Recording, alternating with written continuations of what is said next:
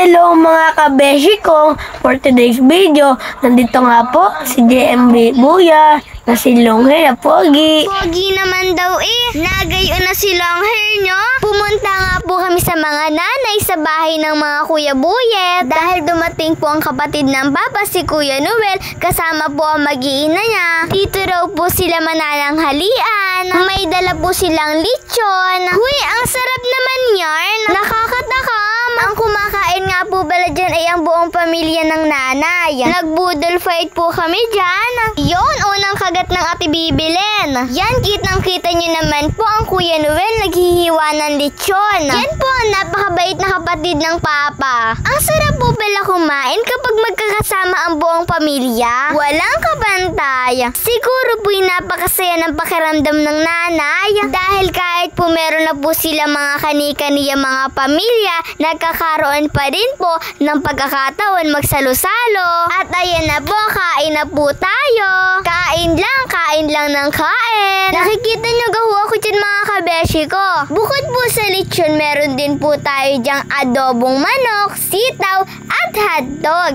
Yum, yum, yum, yum, yum. Kita nyo naman po, napakasaya po ng nanay. Katabi niya po ang kanyang kapatid, si Nanay Lydia. At ayan po ang Ate Maricel, siya po ay nag-iintindi sa pagpapakain. Napakabait din po niyan. Asawa po yan ng Kuya Noel. Yun ho, ang papa nasa unahan. At kaya ho pala hubad ng aking papay, ano gahong pagkakainit at pagkakabalas ho. Yun, nagkabigayan na ng balat ng lechon. Shoutout kay Birano. Ang sarap naman ng kain. At shoutout po sa aking mga katabi, ang Ate Ilda, Ate Ninette at Ate Roxanne. Busog na kabeshi. Ay abangan naman ang Kuya Imon. At ayan po ang Ate Pebelin, ang asawa ng Kuya Buyet. At shoutout po sa magkapatid, si Akob, at sa gilid po si Pink. Di lang po nakita, ay sinumpa lalo nang nakakatakam. Dampot kayo dyan.